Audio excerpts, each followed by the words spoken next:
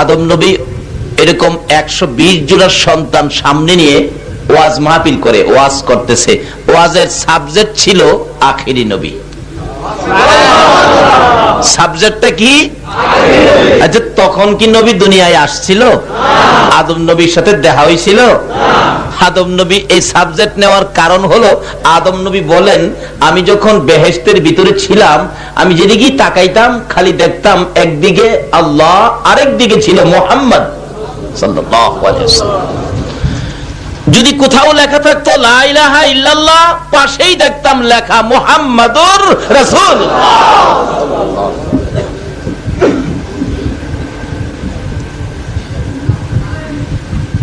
আদম নবী বলেন সাবজেক্ট আখিরি নবী, কারণ বেহেশতে যেই খেলা দেখছি রে, তোরা তো দেহস নাই, আমি দেখছি। ওয়াজ করলেন 3.5 ঘন্টা, সাবজেক্ট একটাই, আমাদের নবী।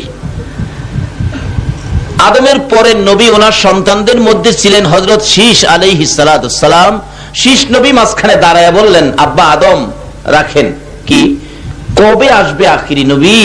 3.5 ঘন্টা ওই নবীর প্রশংসা করলেন, ওয়াজ করলেন, কিন্তু আপনিও তো একজন নবী, আপনার কথা তো একবারও কইলেন না। তাইলে কি হেই নবীর পাওয়ার বেশি, আপনার পাওয়ার নাই? আদম নবী বলেন, বাবা শীশ, জানোস না তো বাড়া কিছু, খালি খামাহা করস ফিস ফিস।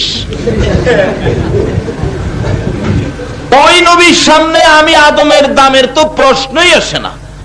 ওই নবী তো কোনো তুলনাই নাই। ওই নবীর উম্মত যারা হবে আপনাদের ওয়াজ করে, ওই নবীর উম্মত যারা হবে তাদের মধ্যে এমন 5টা গুণ থাকবে, যেই 5টা গুণ আমি আদম নবীর মধ্যে নাই। শীষ নবী কই কি বাবা, কোন কি আন্তাজি কই নাই, এই গুণগুলি কি বাবা বলুন তো? শুন বেটা, ফিস ফিস করস খামাখা।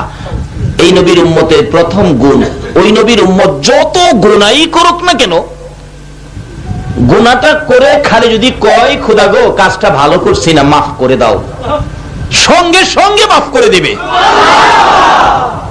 আর আমি আদম একটা কথা অমান্যের কারণে 350 বছর কাঁদলাম, তারপরেও মাফ দেয় না। অবশেষে আরাফাতের ময়দানে কাঁদতে কাঁদতে আরশের দিকে তাকাইয়া দেখি আল্লাহর আরশে লেখা লা ইলাহা ইল্লাল্লাহ মুহাম্মাদুর রাসূলুল্লাহ। জিজ্ঞেস করলাম, প্রভু গো এই নামটা কার? আল্লাহ কয়, টের পাস না আদম, এই নামটাই তো আমার বন্ধু, যার খাতিরে সব। তাহলে তোমার বন্ধুর নামটা যদি তোমার পাশে হয়, এই নামের উসিলায় আমারে মাফ করে দাও না। আল্লাহ কয়, আদম রে, এইবার তোর কান্না মজা হয়েছে রে। এই নবী উম্মতের মায়ায় মদিনায় পড়ে 24টা ঘন্টায় উম্মতি উম্মতি বলে রাসূল কাঁদতেছে। ছেড়ে দে নৌকা মাঝি যাব মদিনায়, বলুন না, ছেড়ে দে নৌকা মাঝি মদিনাতে কান্দে নবী উম্মতের মায়ায়, মদিনাতে কান্দে নবী উম্মতের মায়ায়। ছেড়ে দে নৌকা মাঝি যাব মদিনায়, ছেড়ে দে নৌকা মাঝি নবী মদিনাতে আছে শুইয়া, গুনাহগার উম্মতের মায়া, মদিনাতে আছে শুইয়া, গুনাহগার উম্মতের মায়া। সেই নবীরই প্রেমে সবাই পাগল হও না, সেই নবীরই প্রেমে সবাই পাগল। ছেড়ে দে নৌকা মাঝি যাব মদিনা, ছেড়ে দে নৌকা মাঝি যাব মদিনা। আল্লাহ নামের বর্ষা করি, সারলাম নবীর প্রেমের তরি, আল্লাহ নামের বর্ষা করি, সারলাম নবীর প্রেমের তরি। দয়াল নবীর রওজা খানি আমায় দেখাও না, দয়াল নবীর রওজা খানি আমায় দেখাও না। ছেড়ে দে নৌকা মাঝি যাব মদিনা, ছেড়ে দে নৌকা মাঝি যাব মদিনা। আইরে মদিনা যাবেন নি? মদিনা আল্লাহ যদি তৌফিক দেয় যাবেন মদিনা। আরে এই মদিনা রে, মদিনা ডাকতেছে। শীষ ফিস ফিস করিস না। এই নবীর উম্মত যত গুনাহই করুক না কেন, গুনাহটা করে খালি হাতটা বাড়াইয়া যদি কয়, প্রভু গো কাজটা ভালো করছি না, আমি আখিরি নবীর উম্মত, আমারে মাফ করে দাও, আল্লাহর ফেরেশতাদেরকে রিপোর্ট জিগাবে না লোকটা কেমন ছিল, গুনাহ কত হয়েছিল, হিসাব কিতাব জিজ্ঞেস করবে না, সঙ্গে সঙ্গে মাফ করে দিবে। আর আমি আদম নবী এই নবীর উসিলায় মাফ পাইছি, কত বছর কাটার পরে। দেখছস আমার চেয়ে এই নবীর উম্মতের গুণ কত বেশি। শীষ নবী মাথা দিব, হ্যাঁ কিছুটা। এক নাম্বারটা বলতো বাবা, 2 নাম্বার গুণটা কত শুন। 2 নাম্বার গুণ, এই নবীর উম্মত যেখানে গুনাহ করে, পানের আড়তে বসে একটা অপরাধ করে ফেলছে, মসজিদে যাইতে হবে না, যেখানে গুনাহ করেছে এখান থেকে মাপ চাইলে এখানেই মাফ করে দিবে। আর আমি আদম রে সারা পৃথিবী ঘুরাইছে।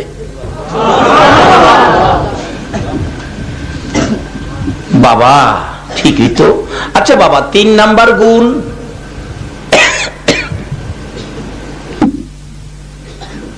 কই শুন। 3 নাম্বার গুণ, ওই নবীর উম্মত যত গুনাহই করুক না কেন, গুনার অপরাধে গুনার দরুন তাকে বাড়ির থেকে বের করে দিবে না।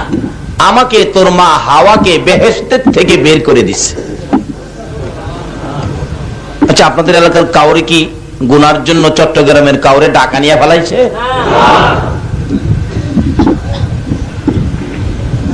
গুনাহ কত গুনাহ করছি, এরপর আল্লাহ ডাকে, কলিয়া ইবাদিয়াল্লাযিনা আসরাফু আলা আনফুসিহিম লা তাকনাতু মির রাহমাতিল্লাহ। আল্লাহু আকবার কান্না। আমার আল্লাহ বলেন, বন্ধু বন্ধু গো, আমার বান্দারা কি গুনাহ করেছে? তারা কি গুনাহ করে আমাকে ভয় পেতেছে? তারা কি ভয়ে থরথর করে কাঁপতেছে অন্তর? ও বন্ধু আপনি বলে দেন, গুনাহ করলে করেছে, তারা যেন আমার রহমত থেকে দূরে সরে না যায়। বন্ধু গো কথা দিলাম, আমি আল্লাহ এমন প্রভু, আমি তাদের জীবনের গুনাহ জমা করে আমি মাফ করে দেব। আল্লাহু আকবার। ইয়া রাসূলুল্লাহ, ইয়াবাদ নবীর নবীর জন্য হওরে পাগল, ওহে নবীর আশিক সকল, নবীর জন্য হওরে ওহে নবীর আশিক সকল, পার করিবে দয়াল নবী রোজ হাসর ফুলসিরাত, পার করিবে দয়াল নবী রোজ হাসর ফুলসিরাত। জিন্দাবাদ জিন্দাবাদ নবীর সেনা, জিন্দাবাদ জিন্দাবাদ জিন্দাবাদ নবীর সেনা জিন্দাবাদ। আমল করো নামাজ রোজা কায়েম করো সুন্নিয়াত, আমল করো নামাজ রোজা কায়েম করো সুন্নিয়াত। জিন্দাবাদ জিন্দাবাদ নবীর সেনা, জিন্দাবাদ জিন্দাবাদ জিন্দাবাদ। বলতেছিলাম অন্য নবী রাসূলের উম্মতেরা গুনাহ করলে সারা দিন রাত ব্যস্ত হয়ে যায়, কিভাবে জীবনের গুনাহগুলি মাপ নিব, কিভাবে মাপ নিব। আর আমার আল্লাহ ব্যস্ত থাকে কিভাবে আখিরি নবীর উম্মতের মাপ দিব। জোরে জোরে কোন সুবহানাল্লাহ। আমার আল্লাহ বলেন, বন্ধু বলে দাও না আমার বান্দাদেরকে তারা কি গুনাহ করেছে, তারা যেন ভয় না পায়, আমার রহমত থেকে যেন দূরে সরে না যায়। কথা দিলাম আমি তাদের জীবনের গুনাহগুলো জমাইয়া আমি আল্লাহ মাফ করে দেব। আদম নবী ওয়াজ করেন, শীষ ফিস ফিস করিস না বেটা, এই নবীর উম্মতের পাওয়ার আছে, গুণ আছে। বাবা 3 নাম্বার গুণ শুনলাম, বেহেশতের থেকে বাইর করে দিল। এই নবীর উম্মতের কোটি কোটি গুনাহ করলো, বাড়িতে বাইর করবে না, কয় না। 4 নাম্বার গুণ শুন, 4 নাম্বার গুণ হলো ওই নবীর উম্মত কোটি কোটি গুনাহ করবে, এমন গুনাহ করবে যে গুনার দরুন গুনাহ এত গুনাহ হয়েছে আকাশের নিচে জমিনের উপরে তার গুনাহ রাখার আর জায়গা নাই। এই পরিমাণ গুনাহও যদি কেউ করে তবু তার পরন থেকে কাপড় খুইলা নিবে না, উলঙ্গ করবে না। আমি আদমরে উলঙ্গ করে ফেলাইছি, তাইলে আমার চেয়ে এই নবীর উম্মতের গুণ বেশি। শীষ নবী কয় বাবা 5 নাম্বার গুণ, ওই নবীর উম্মত যত গুনাহই করুক না কেন তার কাছ থেকে তার বিবিকে দূরে সরায়া নিবে না। এরকম আসেনি? কেউ প্রমাণ দিতে পারবেন? নামাজ পড়ে না, ভালো কাজ করে না, তার বিবি তিব্বতের মারে চট্টগ্রাম থেকে ঢাকা নিয়ে ফেলাইছে? পারবেন না। ওই আদম নবী ওয়াজ করতেছে, বাবা শীষ, এই নবীর উম্মতের, নবী তো তুলনাই নাই, নবীর উম্মতের অবস্থা দেখো না। 5 নাম্বার গুণ, ওই নবীর উম্মত কোটি কোটি গুনাহ করবে, কিন্তু তার কাছ থেকে তার বিবিকে দূরে সরাবে না। আমার কাছ থেকে তোর মা হাওয়াকে দূরে সরাইয়া দিছে, এমন দূরেই সরাইছে খুঁজে যাও পায় না। শীষ নবী কয়, বাবা এবার বুঝে আসছে ওই নবীর উম্মতের তো গুণ। কয় খালি গুণ না বেটা, শুন, আমি তো পাইতাম না, তোর আমলে যদি আখিরি নবী আইয়ে নবতী সাইরা হে নবীর উম্মত হয়ে যাইস। আসলে এরা এক ক্লাসে উম্মত হইয়া আসছে, কারণ সকল নবীর আয়েশা কালিমা পড়াইতেন। আদম নবী কালিমা পড়াইতেন লা ইলাহা ইল্লাল্লাহ আদামু সফিউল্লাহ। মুসা নবী কালিমা পড়াইতেন লা ইলাহা ইল্লাল্লাহ মুসা কালিমুল্লাহ। সকল নবীর কালিমা এই কি সিমেজ ছিল। যদি তাদেরকে জিজ্ঞেস করি, আপনারা যে এই কালিমা পড়াইছেন, দাওয়াত দিলেন, কিন্তু আপনাদের কালিমাটা কি ছিল, নিজের কালিমা কি ছিল? সকল নবী রাসূলগণ বলবেন আমাদের কালিমা ছিল লা ইলাহা ইল্লাল্লাহ মুহাম্মাদুর রাসূল।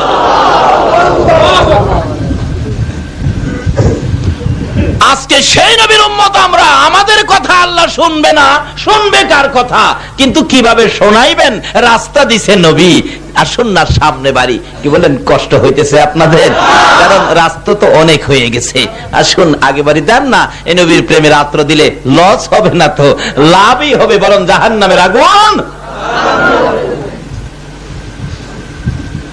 শীষ নবী মাঝখানে দাঁড়ায়, বাবা এটা বুঝলাম, আরেকটা প্রশ্ন রাখি। কি প্রশ্ন? আপনারে বলে ফেরেশতারা সেজদা করছিল? কাহা করছিল। তো আখিরি নবীরে কি ফেরেশতারা সেজদা করব? পয়েন্ট। আদম নবী হাসে আর কে, বেটা শীষ কিছুই বুঝোস না, খালি করস ফিস ফিস। আরে সেজদা তো করছে আমারে, আসলে হাকিকতে আমারে করে নাই। আমরা নামাজ পড়ি মসজিদে, সেজদা করি পাকাই।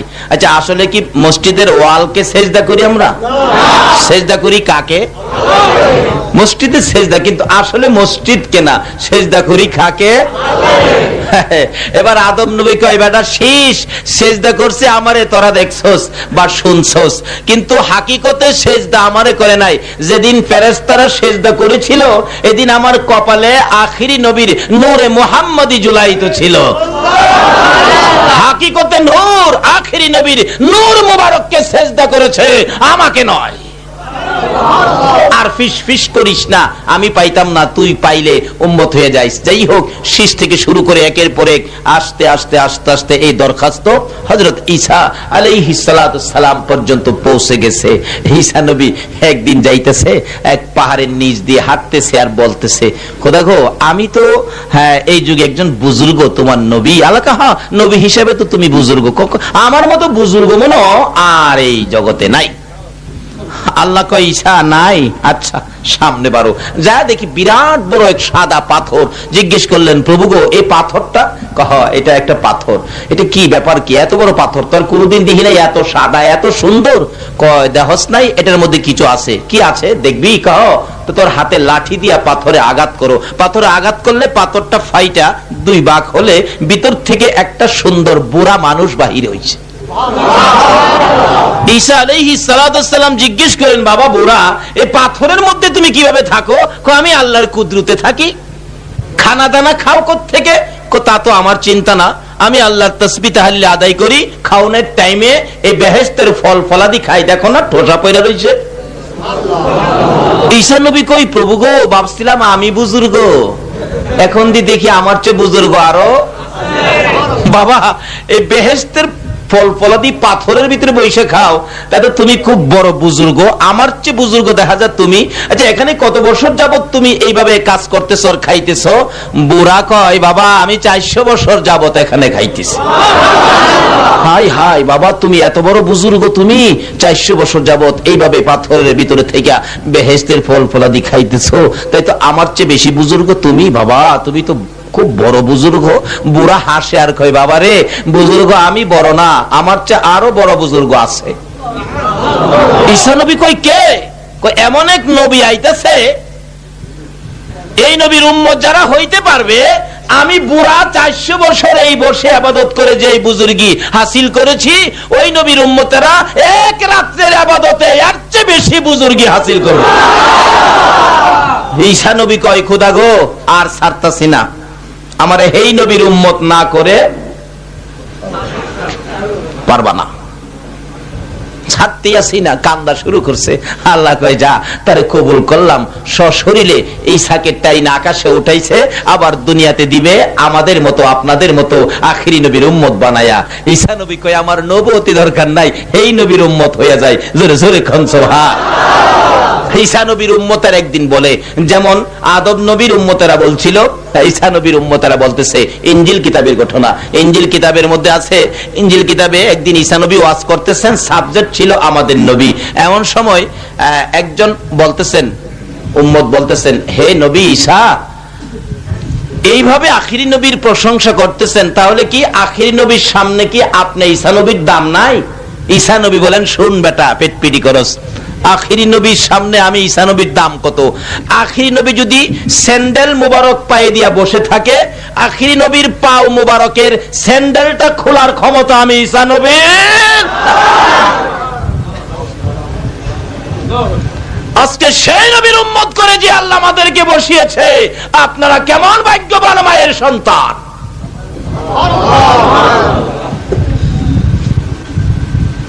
তার সাথে সাথে আমরা সে আল্লাহর শুকর আদায় করেছি যে আল্লাহ আমাদেরকে এই নবীর উম্মত করে বিনা কান্দায়, বিনা দরখাস্তে, কান্নাকাটি ছাড়া আখিরি নবীর উম্মত করে এরকম একটি মাহফিলে নবীর পক্ষে এই সময় দেওয়ার জন্য আমাদেরকে কবুল করেছেন। বলুন তো, আল্লাহ কাজটা ভালো করেছে না খারাপ করেছে? সেই জন্যই তো আমরা আল্লাহর শুকর আদায় করেছি। আল্লাহ বলছেন, যারা আমার শুকর আদায় করে আমার নিয়ামত পায়া, আমি তাদেরকে নিয়ামত বাড়াইয়া দেই। আচ্ছা বলুন তো, নিয়ামত বাড়াইয়া দিলে আল্লাহর নিয়ামত নবীজি ব্যতীত এর চেয়ে দামি নিয়ামত আর আছে? আর আছে? মা আমেনা বললেন, যেদিনে রাহমাতাল লিল আলামিন নবী দুনিয়ায় আসছে, আমি আমেনা কোলে নিয়ে বারবার খালি তাকায় দেখতেছি, খোদা গো, এটা দিয়ে আমারে সোনার পুতুল বানাইয়া দিছো, এটা দিয়ে আমারে নূরের পুতুল বানাইয়া দিছো। আল্লাহ গো, যদি আজকে তার বাবা থাকতো, না জানি কত খুশি হইতো। এমন সময় দেখি একটু অন্ধকার অন্ধকার দেখা যায়। আমেনা বলেন, তাকাইয়া দেখি উপরে দিয়ে দুইটা পাহাড় একত্রিত হয়ে গেছে, একটা গেট হয়ে গেছে। এবার লক্ষ্য করে দেখি আমার কুলের সোনার পুতুলের দিকে খানায় কাবা মাথা নত করে আমার সন্তানের দিকে সেজদা জানাইতেছে। এর চেয়ে বড় নিয়ামত বলুন আর কি হতে পারে? যেই নবী না হইলে খানায় কাবা হতো না, মসজিদ মাদ্রাসা হতো না, আরশ কুরসি লৌহ কলম হতো না, কুল কায়নাতের কিছুই হতো না, জান্নাত হতো না, জাহান্নাম হতো না। এই নবী পাওয়ার পরে বলুন, এর চেয়ে আরো বেশি নিয়ামত পাওয়ার আছে কিনা? তাই আমরা শুকর আদায় করলাম আল্লাহর। বলুন কার? আল্লাহ নিয়ামত বাড়াইয়া দিবে। খোদা গো, আর কত বাড়াইবা? এই নবী পাওয়ার পরে আর নিয়ামত আমরা আর দরকার নাই। আল্লাহ কয়, এই নবী পাওয়ার পরে তোমরা প্রথম নিয়ামত কি? এক ডাকে তোমরা আমি মাফ করে দিলাম। এরপরেও কি করে? আমার নবী একদিন খুব কাঁদতেছেন। আল্লাহ জিগাই, বন্ধু গো, সব সময় তুমি খালি কাঁদো, ব্যাপারটা কি বলো না? খোদা গো, আমি কাঁদি, অন্যান্য নবী রাসূলের উম্মতেরা আছে, তারাও গুনাহ খাতা আছে, অপরাধ আছে। আমার উম্মতেরা যদি গুনাহ করে, অপরাধ করে, এই হিসাব কিতাব যদি হাসরের জমিনে প্রকাশ হয়, অন্য নবী রাসূলের উম্মতেরা বলবে আখিরি নবীর উম্মতেরও অপরাধ আছে, তাহলে আমি লজ্জা পাবো। আমাকে খুশি করার জন্য আপনি কিছু করতে পারেন? আল্লাহ কয়, বন্ধু গো, সকল নবী রাসূলের চেষ্টা ছিল আমাকে খুশি করবে, আর আমি আল্লাহর ইচ্ছা হলো আপনাকে খুশি করব। আমার নবী বলেন, প্রভু যদি আমাকে খুশি করতে চাও, আমার একটা দাবি মেনে নাও। কি দাবি বন্ধু? হলো হাসরের জমিন যেদিন কায়েম হবে, হিসাব কিতাব যেদিন শুরু হবে, হিসাব শুরু হওয়ার আগে আমার গুনাহগার উম্মতের গুনাহগুলো, আমার উম্মতের গুনার খাতাগুলো সবগুলো আমি নবীর হাতে উঠাইয়া দিবানি। সবগুলো আমার হাতে দিবানি। আমার আল্লাহ জিজ্ঞেস করেন, বন্ধু গো, এগুলি সব তোমার হাতে নেওয়ার জন্য কেন চাইলাম? আমার বন্ধু, ও বন্ধু, শুনো, আমার গুনাহগার উম্মতের গুনার খবর যেন অন্য নবী রাসূলেরা জানতে না পারে। আমার আল্লাহ বলেন, বন্ধু এই দরখাস্ত যখন করেছো, তোমাকে খুশি করার জন্য আমার পক্ষ থেকে জবাব নিয়ে যাও। ও বন্ধু, তোমার উম্মতের গুনার খবর অন্য নবী রাসূল জানবে দূরের কথা, আমি তোমাকেও জানতে দেব না। গোপনে গোপনে তোমার উম্মতের গুনাহ আমি আল্লাহ ক্ষমা করে দেব। এই নবী পাওয়ার পরে বলুন, আরো কি বেশি পাওয়ার দরকার আছে? এই নবী পাইলে আর কিছু লাগে? কিভাবে পাবেন এই নবী? বিপদে আপদে কিভাবে পাবেন? রাস্তাটা কি? মাওলাকে ডাক কিভাবে শোনাবেন? এটার জন্য আসুন সামনে বাড়ি মহব্বত আর একটু দরুদ শরীফ পড়ুন। আল্লাহুম্মা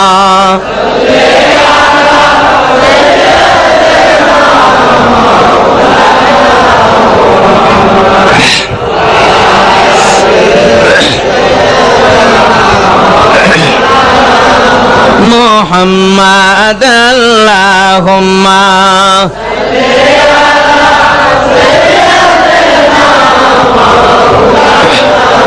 মুহাম্মাদ ওয়া আলা আলি সাইয়্যিদিনা।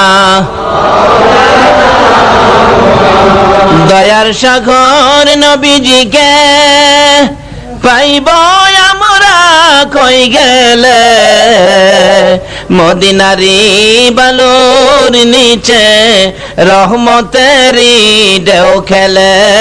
আল্লাহুম্মা সাল্লি আলা সাইয়্যিদিনা মাওলানা মুহাম্মদ ওয়া আলা মাওলানা বালাগাল উলা বিকামালিহি কাশাফাত দুজা বিজামালিহি হাসনাত সাল্লু। আল্লাহ বলেছেন, যারা আমার নিয়ামত পায়া আমার শুকর আদায় করে আমি নিয়ামত বাড়ায়া দিব, আর যারা আমার নিয়ামত পায়া নাশুকরি করে কুফরি করে, আল্লাহ ধমক দিয়ে বলছেন, ইন্না আযাবি লাশাদীদ, নিশ্চয়ই আমার আযাব তাদের জন্য বড় শক্ত। আচ্ছা, আল্লাহ যদি কয় আযাব শক্ত, কেমন শক্ত হবে? নরম নরম আযাব দেখেন না, নরম, যেটা সবচেয়ে নরম, দুর্বল। নমরুদের জিগান, নমরুদ বলছিল, ইব্রাহিম তোমার খোদার সাথে আমার যুদ্ধ। ইব্রাহিম কয়, নমরুদ ঠিক আছে যাও, লোক লস্কর নিয়ে, তুপ কামান নিয়ে, তরবারি নিয়ে মাঠের মধ্যে বসে ডাকতেছে, ও ইব্রাহিমের খোদা আসো শক্তি থাকলে। নাউজুবিল্লাহ কোন? এটা কার বাক্য? নমরুদের। কোন কার বাক্য? ও ইব্রাহিমের খোদা আসো শক্তি থাকলে। ইব্রাহিম হাসে, সারাদিন বসে রয়েছে, বিকাল হয়েছে, কোন সারা শব্দ পায় না। নমরুদ কয়, ইব্রাহিম তোমার খোদা বুঝি ভয় পায়? আসে না, লুকায় রয়েছে। এই সৈন্যের সেনাপতি জি, একটা তীর মারো আকাশের দিকে, আকাশেও থাকতে দিব না, শেষ করে এলাম। তীর মারছে আকাশের দিকে, আল্লাহরে মারতো। আরে হারামজাদা যদি এইটা না করতো, আজগা মশাই আমরা খায় না। মানে আল্লাহ বলছে, আল্লাহ নাশুকরি করলে আযাব শক্ত। শক্তটা, নরমটা বুঝাইতেছি কত কঠিন, আর শক্ত জানি কত বড়।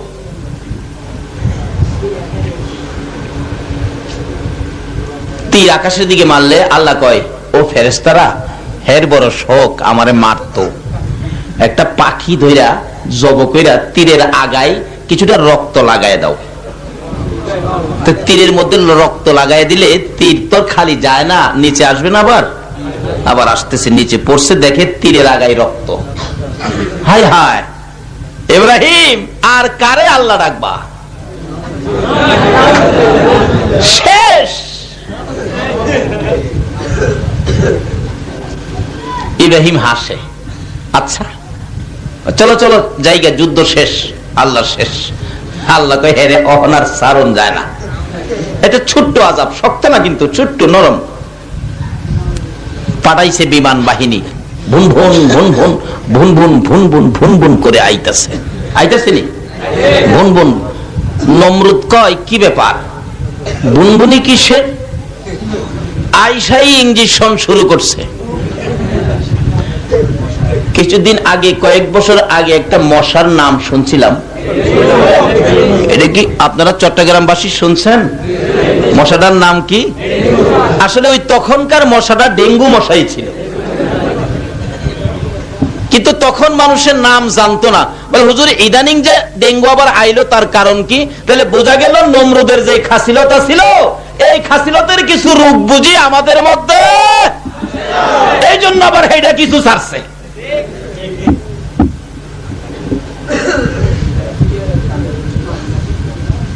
ইঞ্জেকশন দিতে দেরি, পাতলা পায়খানা হইতে দেরি নাই, চোখগুলি লাল হইয়া খুইলা পড়ে যায় ব্যথায়।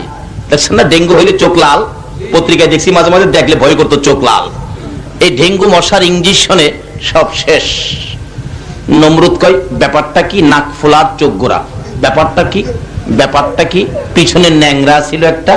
হ্যাঁ কয় খোদা গো, আমার পায়ের অবস্থাটা ভালো না, দৌড়ের গতি তেমন দ্রুত না, আমি পারলাম না তোমার দুশ্মনের সাথে কিছু করতে। আল্লাহ কয় তোর জন্য বড়টা রাখছি। কোনটা রাখছে? আর জোরে কোন? কোনটা? একবারে ডাইরেক্ট বিমান ছাড়ছে, নাকে দিয়া ডুইকা মস্তকে যায় ল্যান্ড করছে। বৈশাখ কয় ভালো জায়গাটাই পাইছি, বাঙ্গা পাওটা নাড়া দিলে মস্তক বাড়ি লাগে, এমনি চুলকানি উঠে। থাপ্পড় দিলে মশা কয় ব্যাপার কি, আমার বিরুদ্ধে আন্দোলন করে কে? পাওটা থামায়, আবার যখন থাপড়া বন্ধ করে পাও নাড়ায়, আবার শুরু হয়। একজন মানুষ রাখছে নমরুদের মাথায় থাপড়াইতো, এই কিছুক্ষণ থাপড়ায় কয় স্যার আমারে মাফ করেন, চাকরি আমি করতাম না। কেন? আমার হাতে আর কোলায় না। কথাইলে কি করবে? কয়েকটা কিছু দিয়া দে, লইছে কাঠের গইরা, কাঠদা বাড়ি দিলে মাথায় ব্যথা পাই। কোন আরে সইতে পারি না, কি করবো? কিদা দিমু? কোন নরম কিছু আছে? আমার পায়ের স্যান্ডেলটা আছে, কয় মার স্যান্ডেল দিয়া। আচ্ছা স্যান্ডেলটা কারবারটা কি ভালা?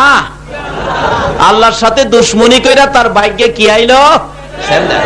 স্যান্ডেলের বাড়ি। এমন বাড়ির বাড়ি না, বাইরাইতে বাইরাইতে মাথা দুই ভাগ, দুনিয়ার থেকে বিদায়, স্যান্ডেলের বাড়ি খায়া আল্লাহর সাথে দুশ্মনী কইরা। কিন্তু এই দুশ্মনী করার কারণে হারামজাদায় আজকে দুই মশা আমরারে কামড়ায়। আচ্ছা এইটা না করলে কি আল্লাহ মশা ফাড়াইতো? হারামজাদা কোথাকার, বদমাইশ কোথাকার। হেরে ফাইলে কি কর? ফিরাইতেন না?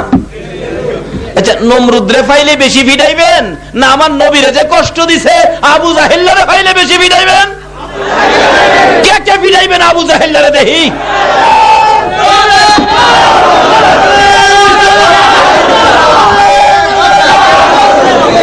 এই আবু জাহেল ফাকতারে বাহাদুরি কইরা গেলে রে আমার নবীর কাছে। কত কত বেয়াদবি, কত কষ্ট আমার নবীরে দিছস। বাপের বেটা হইলে আয়, চামড়া গুদাম আয়, বাপের বেটা হইলে আইবো আইবো, হ্যাঁ আইবো। আরে মক্কা থাইকে ওই তো শান্তি নাই, আইবো কই? হজ করতে গেলে 2001-এ আমার সাথে আমার এক মামা ছিলেন, পাগলা কিসিমের মামা। কয় ভাই না, ভাই না কি আবু জাহেলের বাড়িটা তো আমার দেখাইলা না। আমি কই মামা আসছি যখন সবই তো দেখবো, চলেন যাই। যাইয়া দেখি 6 থেকে 700 বাথরুম করছে আবু জাহেলের বাড়ি। আচ্ছা এই নবীর সাথে বেঈমানি কইরা আবু জাহেলের লাভ হইল না লস হইল? আর যারা নবীর সাথে ভালোবাসা করছে তাদের লাভ হইছে না লস হইছে? আজকে মা আয়েশা নবীর ভালোবাসায় দিয়েছে মহিলা। আজকে যায় দেখবেন মক্কা নগরীতে মা আয়েশার নামে মসজিদ আছে, ওমরা করবেন, আয়েশা মসজিদ থেকে 2 রাকাত নামাজ পড়ে ওমরার নিয়তে বাহির হইতে হয়। বেলাল নবীকে ভালোবাসা দিয়েছে, মদিনায় যায় দেখেন বেলালের নামে মসজিদ হয়েছে। আবু বকর ভালোবাসা দিয়েছে। আবু বকর যেদিন দুনিয়ার থেকে বিদায় হবে, আবু বকর বলেন সঙ্গীরা রে আমার নবী নাই রে, আমি থাকবো না। সঙ্গীরা বলেন মাঝে মাঝে দেখতাম আবু বকরের চোখ থেকে পানি। হঠাৎ একদিন সঙ্গীরা বলেন কার কাছ থেকে জানি কলিজা পুরা গন্ধ আসতেছে। আবু বকর বলেন সঙ্গীরা রে আর কারো কাছ থেকে নয়, যেদিন আমি আবু বকর এই 2টা চোখে আমার নবীরে দেখতে পাই না রে। ওই দিন থেকে নবীর বিরহের যন্ত্রণার আগুনে আমি আবু বকরের কলিজাটা পুরে পুরে ছাই হইয়া গেছে। রে সঙ্গীরা, আমি কবে যাব রে আমার নবীর পাশে ঘুমাইতে? দয়ারে নবী, মায়ারে নবী, কেমন রে আমারে ফেলাইয়া, যে নবী হিজরতের সময় আমাকে সঙ্গে নাই, যে নবীকে ঘুম পাড়াইতে যাইয়া সাপের দংশন খায়, আমার জীবন দিতে রাজি হয়েছিলাম, আমার নবীর ঘুম ভাঙ্গাইতে রাজি হই নাই। এই নবী আমার ফালাইয়া কেমনে রে মদিনার মাটিতে শুই আছে। এই দিন যেভাবে কাঁদছে, কাঁদতে কাঁদতে অস্থির হয়ে গেলে, ওই দিন রাত্রের শেষ ভাগে আবু বকর ঘুমিয়েছিলেন।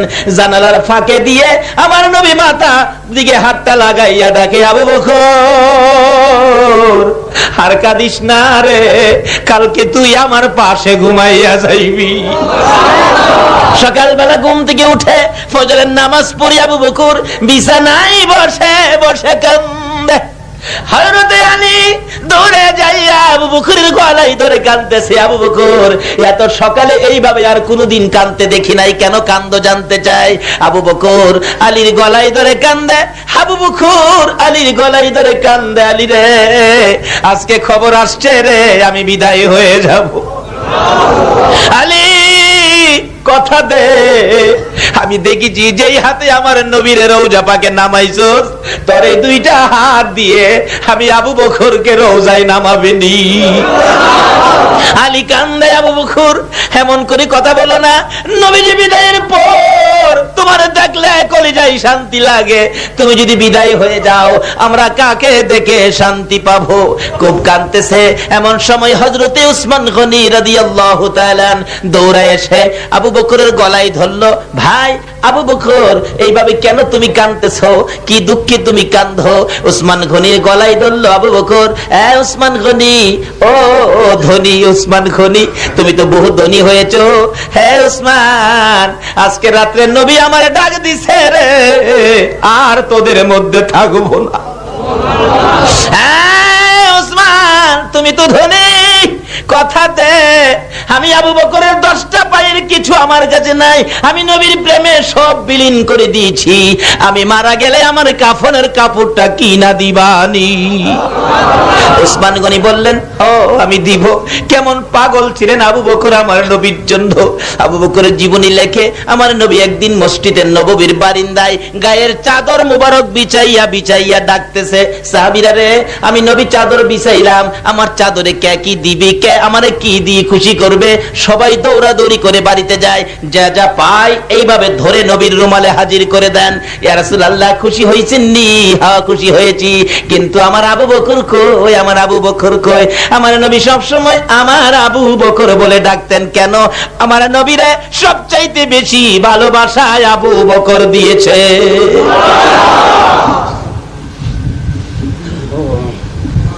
আমার নবী বলেন, আমার আবু বকর কই রে? আবু বকর বাড়িতে যাইয়া ছোট্ট রুমাল বিছাইয়া কিছু পায় না, নবীকে কি দিয়ে খুশি করবে? একটা গ্লাস পাইলেন, রুমালে রাখলেন। চা কাপ পাইলেন, রুমালের মধ্যে রাখলেন। চামিচ পাইলেন, রুমালের মধ্যে রাখলেন। একটা ল্যাম্প কুপি বাতি পাইলেন, রুমালের মধ্যে রাখলেন। আবার খুঁজে খুঁজে দেখে কিছু পাওয়া যায় কিনা। আবু বকরের বিবি বলেন, স্বামী গো, এইভাবে সবগুলো জমাইয়া প্যাকেট কার জন্য করো? আবু বকর বলেন, বিবি, আমি আবার রাসূলের জন্য করি। আবু বকরের বিবি বলেন, স্বামী গো, আমারও তো মন চাই রাসূলের জন্য কিছু দিতে। শুনেছি মদিনার মহিলারা গলার হার খুলে খুলে রাসূলকে দিয়েছে, কানের অলংকার খুলে দিয়েছে, হাতের হাইবুড়ি খুলে দিয়েছে। আমার যে কিছু নাই, আমার কি মন চায় না রাসূলকে কিছু দিতে? আবু বকর বলেন, বিবি তুমি কি দিবি? তোমার কাছে কিছুই নাই, সবই তো আমি প্যাকেট করে ফেলেছি। এবার আবু বকরের বিবি বলেন, স্বামী একটু দাঁড়ান, যায়েন না, আমি কিছু দেব। কি দিবে রে বিবি? হ্যাঁ স্বামী একটু খানি দাঁড়াও। সঙ্গে সঙ্গে আবু বকরের বিবি বিছানার থেকে খেজুর পাতার চাটাই টান্দা উঠাইছে, চাটাইটা পরনে লাগাইয়া পরনের কাপড় টাইনা টাইনা খুলতেছে। আবু বকর বলেন, বিবি কি করতেছ? স্বামী পরনের কাপড় খুলতেছি। কেন? স্বামী গো, আর কিছুই নাই, আমার পরনের কাপড় খেজুর পাতার পোশাক পরে আমি রাসূলের জন্য দান করে দিব। আবু বকর বলেন, বিবি গো, তোর কি মন চায় খেজুর পাতার পোশাক পরে পরনের কাপড় খুইলা দিয়ে দিতে? আবু বকরের বিবি চিৎকার মেরে বলেন, স্বামী, শুধু পরনের কাপড় নয়, আমার মন চাই কলিজাটা খুইলা নবীরে দিয়া দিতে। কাপড় খুলে প্যাকেটের মধ্যে দিয়ে দিলে নবীর সামনে হাজির হলে আমার নবী বলেন, আমার আবু বকর এসে গেছে। আমার আবু বকর গাটুনি খুলে দিলে ছোটখাটো জিনিস সব বাহির হয়ে যায়। জিজ্ঞেস করলেন, আবু বকর, সব নিয়ে আসছো, ঘরে কি কিছু রাখো নাই? আবু বকর বলেন, আল্লাহর কসম করে বলি, একবারে ঘর খালি করি নাই, আমার ঘরের মধ্যে আল্লাহর রাসূল ঢুকাইয়া রাখছি। আবু বকর, এই পুরান কাপড়টা কেন আনছো? কে দিয়েছে? কার থেকে আনছো? এবার আবু বকর জবাব দেওয়ার আগে হযরতে জিবরাইল খেজুর পাতার পোশাক পরে আমার নবীর সামনে হাজির। ইয়া রাসূলুল্লাহ, আল্লাহর সালাম গ্রহণ করুন। আমি জিবরাইলের সালাম গ্রহণ করুন। আমার নবী বলেন, সালাম গ্রহণ করলাম রে জিবরাইল, তোর পরনে খেজুর পাতার পোশাক কেন জানতে চাই? আবার জবাব দেন জিবরাইল, হুজুর, আবু বকরের বিবি এই কাপড়টা দান করেছে, আপনি নবীর ভালোবাসায় খেজুর পাতার পোশাক পরে গো পরনের কাপড় দান করেছে। এই ভালোবাসার পুরস্কার দিতে যাইয়া আজকে আমার আল্লাহ আবু বকরের বিবির সম্মান রাখতে যাইয়া আমি জিবরাইলকে সহ, বেহেশতের হুরিদেরকে সহ, আরশ বহনকারী ফেরেশতারা সহ সকল ফেরেশতাকে আজকে আবু বকরের বিবির সম্মানে নবীর ভালোবাসার পুরস্কার হিসাবে আমাদের সকলকে খেজুর পাতার পোশাক পরাইছে। এই নবীর ভালোবাসায় লাভ হয় না লস হয়? দয়ালু উসমান রে, আমার কাফনের কাপড় কিনা দিবেনি? আলী, তোরে দুইটা হাতে আমারে কবরে নামাইবিনি? সবাই ওয়াদা দিলেন। তার সাথে সাথে আবার প্রশ্ন তুলে ধরলেন, রে সঙ্গীরা, আমি যে নবীরে ভালোবাসতাম, নবীরে ভালোবাসা দিয়েছিলাম, আমার ভালোবাসায় নবী খুশি হয়েছে কিনা প্রমাণ করে দিও। কিভাবে প্রমাণ করব? আমাকে মৃত্যুর পরে গোসল দিয়ে কাফন পরাইয়া জানাজা শেষ করে আমার লাশটুকুন নবীজির রওজার পাশে রাইখা তোমরা একজনের ডাক দিবে, নবীকে আমারে কোথায় দাফন করবি? নবী যদি বলে আমার পাশে দাফন করো, তাহলে মনে করবি আমার ভালোবাসায় রাসূল খুশি হয়েছে। সঙ্গীরা, এইটুকু কাজ তোরা করবি কিনা? সবাই ওয়াদা দিলেন করব। লম্বা ঘটনা যাই না ওদিকে। আবু বকর মৃত্যুবরণ করলে গোসল দিয়ে কাফন পরাইয়া জানাজা শেষ করে নবীজির পাশে রাইখা হযরতে আলী রাদিয়াল্লাহু তাআলা আনহু ডাকতেছে, আল্লাহর নবী, দয়ার নবী গো, তোমার গোলাম আবু বকর পায়ের নিচে হাজির, বলুন কোথায় দাফন করব? কোনো আওয়াজ নাই, শব্দ নাই। হ্যাঁ দয়ার নবী, আপনার হিজরতের সাথী, রাতের সাথী, দিনের সাথী, সুখের সাথী, দুঃখের সাথী আবু বকর আপনার পায়ের নিচে হাজির, বলুন আপনার গোলাম আবু বকরকে কোথায় দাফন করব? কোনো জবাব নাই। তিনবারের মাথায় খুব কাঁদতেছে হযরতে আলী রাদিয়াল্লাহু তাআলা আনহু। এমন সময় হাজার হাজার সাহাবীরা দাঁড়িয়ে ছিল, দেখে নবীজির রওজা খানি থরথর করে কাঁপতেছে। কি ব্যাপার, কি হলো? হঠাৎ করে দেখি রওজা পাকের ভিতর থেকে হায়াতুন নবী, জিন্দা নবী ডাকতেছে মায়ার সুরে, আলী, আলী রে, কই রে আমার আবু বকর? দে দে আমার আবু বকরকে আমার পাশে দাফন করে দে। মদিনায় যায় দেখবেন আমার নবীর পাশে ভালোবাসার পুরস্কার হিসাবে আবু বকর রওজার পাশে ঘুমায়া রইছে। বলুন, ভালোবাসলে লাভ হয় না লস হয়? যাই না ওদিকে, লম্বা হয়ে যাবে। আসুন আলোচনার দিকে যাই। আজকে যে আল্লাহ আমাদেরকে সেই নবীর উম্মত করে এই মাহফিলে কবুল করেছেন, এর চেয়ে বড় নিয়ামত আর কিছু হইতে আমরা শুকর আদায় করেছি। এই নবীর উম্মত হয়ে আর কিছু দরকার নাই, এই নবীর উম্মত হয়ে শুকর আদায় করেছি। এই নবীর ভালোবাসা ব্যতীত নামাজ পড়লে নামাজ হবে?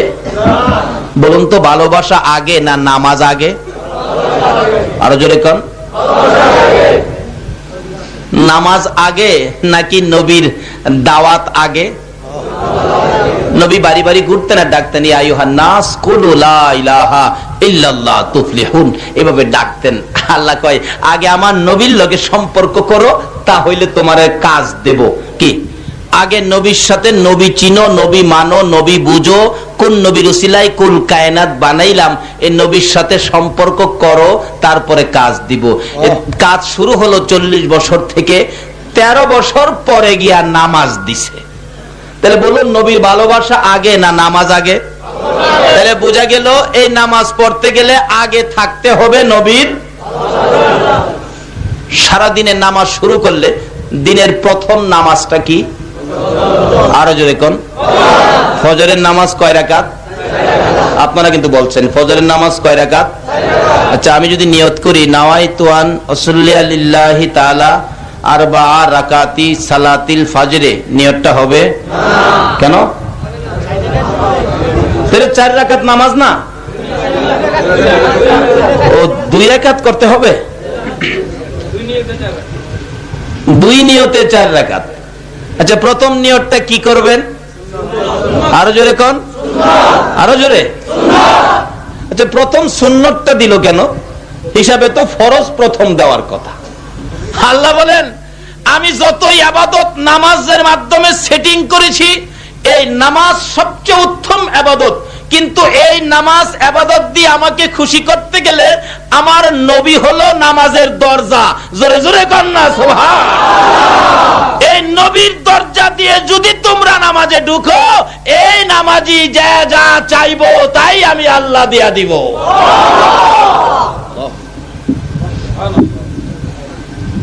প্রসেস, রাস্তা, সিস্টেম, অবস্থা বুঝেন, তাহলে ডাক দিলে শুনবো, আর না হয়তো ডাকলে। এ নবীর পক্ষে যদি পশু পাখিরা ডাকে, তাও আমার আল্লাহ শোনে। শোনে কিনা?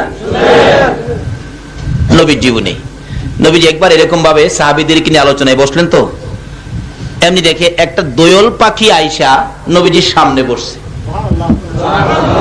সাহাবীরা বলেন, হুজুর, পাখি তো মানুষ দেখলে পালায়, কিন্তু রাসূল বলেন, চুপ, তার কোন কথা আছে। দোয়েল পাখি কি? একটু পরে একটা বাজ পাখি আইসা বসছে। আরে বাজ পাখি কি? হুজুর, আমাদের একটু কথা আছে। আচ্ছা, দোয়েলের কথাটা আগে শুনি। দোয়েল, তোমার কি কথা? দোয়েল মানুষের মতো কথা কয়। আচ্ছা, পারবো নি পৃথিবীর কেউ দোয়েলের মানুষের মতো কথা কওয়াইতো? প্রথম বলছে, প্রভু গো, মনের দুঃখটা কমু, তোমার নবীর সাথে আমারে কথা বলার শক্তি দাও না। আল্লাহ কো, আমার বন্ধুর পক্ষে বন্ধুর সাথে কথা কবি, দিলাম তোরে শক্তি। আচ্ছা, এই নবীর ভালোবাসায় যদি আমরা কিছু করতে চাই, আল্লাহ শক্তি দিবে না? কিভাবে দিবে? এটাই তো প্রসেস। আসুন না একেবারে যেমন সহজ, গাউসে পাকের জীবনী খুললে পাবেন। গাউসে পাক নদীর কিনার দিয়ে তার একজন ভক্ত সহ যাচ্ছে। একটু গেলে দেখে একটা মহিলা, অনেক মহিলারা নদীর থেকে পানি বুড়াইয়া নিতেছে, কিন্তু একটা মহিলা নদীর পানি কলসি বুড়াইয়া বালুর মধ্যে রেখে হাও মাও করে কাঁদতে থাকে। জিজ্ঞেস করলেন গাউসে পাক, এই ভক্ত, দেখো তো মহিলাটা কান্দে কেন? দয়ার নবীর উম্মত তো, তাদেরও তো দয়া আছে। জিজ্ঞেস করলেন, মা তুমি কেন কান্দো? বললেন, বাবা, এই মনের দুঃখ কার কাছে কমু? কেউ শুনে না। এই দুঃখ কেউ শুনে না। এই দুঃখ, আমার একটা ছেলে ছিল, বিয়ে করার জন্য নদীর ওই পারে পাঠাইছিলাম, কিন্তু ঘূর্ণিঝড়ে ধরে বরযাত্রী সহ আসার সময় ছেলের বউ সহ নিচ্ছিন্ন হয়ে গেছে, মিসমার হয়ে গেছে। বাবার লাশটা পর্যন্ত পাইলাম না। বলুন তো, মা লাশ পাইলেও মা এটারে আনজায়া ধরে কিনা? আমার জানা ঘটনা, একবার অ্যাক্সিডেন্ট হইল, ছেলে অ্যাক্সিডেন্টে লাশ বাড়িতে আনলে সবাই দেখতেছে। মা বলেন, কার লাশ? তোমার ছেলে। একবারে সমস্ত শরীর রক্তে, মস্তক সিটা রক্ত রক্ত, একবারে দেখলে মানে খারাপ লাগে। এরকম অবস্থায় সকলের কাছে খারাপ, কিন্তু মা দৌড়ে যাইয়া এইভাবে আনজাইয়া ধরছে, বুকের সাথে লাগাইয়া মা দুইটা গালে চুমাইতেছে। বাবা রে, মায়ের কলিজা ফাটাইয়া কই রওনা হয়েছো। এমন একটা দয়া সন্তানের জন্য মার আছে কিনা বলুন। আসুন দেখি এই মা ব্যাপারে নিয়ে আমার আল্লাহ কিছু কয়, আমার নবী নিয়ে কিছু কয়। দুঃখিনী মা কান্দে, আল্লাহর ওলির ভক্ত, আমার কলিজা মানে না, আমার বাবার লাশটা পর্যন্ত আমি পাইলাম না। ও কতদিন হয়েছে? 12 বছর। বলুন কত বছর? 12 বছর। হুজুর গাউসে পাকের কাছে বলতেছেন, হুজুর এই মহিলাটার একটা ছেলে ছিল, বিয়ে করতে ওপার গেছিল, ঘূর্ণিঝড়ের শেষ, এখন 12 বছর হয়েছে, ছেলের মায়ায় 12 বছর পর্যন্ত মহিলাটা কান্দে। সব মহিলারা পানি নিয়ে চলে যায়, কিন্তু এই মহিলাটা ছেলের মায়ায় কান্দে। বলুন তো মার কান্না কি জীবনে শেষ হয়? এই মারে কষ্ট দিছেন, সব শেষ হয়ে যাবে। আচ্ছা 12 বছর মহিলাটাকে কান্দা থামাইতে কও, কে বলতেছেন? আরো জোরে কর। 2 রাকাত নামাজ পড়ছে। এই শিক্ষা আমার নবীর। শিক্ষাটা কার? কার নবীর জীবনী খুলুন না। আবু জাহেল যত প্রশ্ন করতো আমার নবীরে, আবু জাহেল প্রশ্ন করলে নবীজি বলতেন, চাচা আমাকে 2 রাকাত নামাজ পড়ার সুযোগ দিবেন? দোয়া কবুল কিভাবে করাবেন রাস্তা নবী দিয়ে গেছে। 2 রাকাত নামাজ পড়ার সুযোগ দিবেন? আবু জাহেল কয় নামাজ পড়ো, নামাজ পড়ো, নামাজ পড়লে কি হবে? এখন এক জাতের মানুষ আছে কয় নামাজ পড়লে কি হয়, কয় না নামাজ পড়ে কি করছো?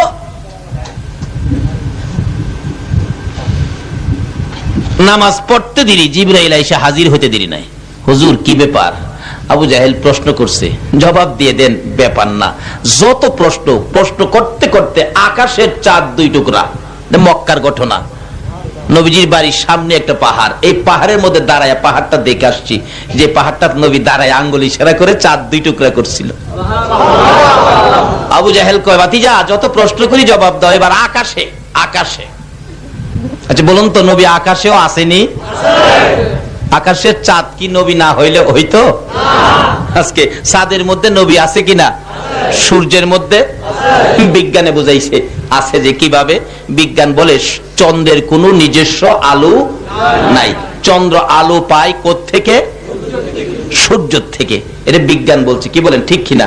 আসলে বিজ্ঞানে সহজ করছে রাসূল চিনা, আল্লাহ চিনা। চন্দ্র নিজের আলো নাই, আলো পায় কোত্থেকে? এখন বিজ্ঞানকে আমি প্রশ্ন করব, সূর্য আলো পাইলো কোত্থেকে?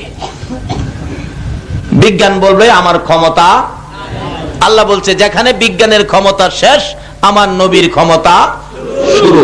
যেখানে জিবরাইলের ক্ষমতা শেষ, আমার নবীর ক্ষমতা শুরু। আমার আল্লাহ বলবেন দুনিয়ার বিজ্ঞানীরা শোনো, চন্দ্র আলো পায় সূর্যের কাছ থেকে। প্রশ্ন যদি করি সূর্য আলো পায় কোত্থেকে, কেউ জবাব দিতে পারবে না। এই জবাব আমি আল্লাহ দেব।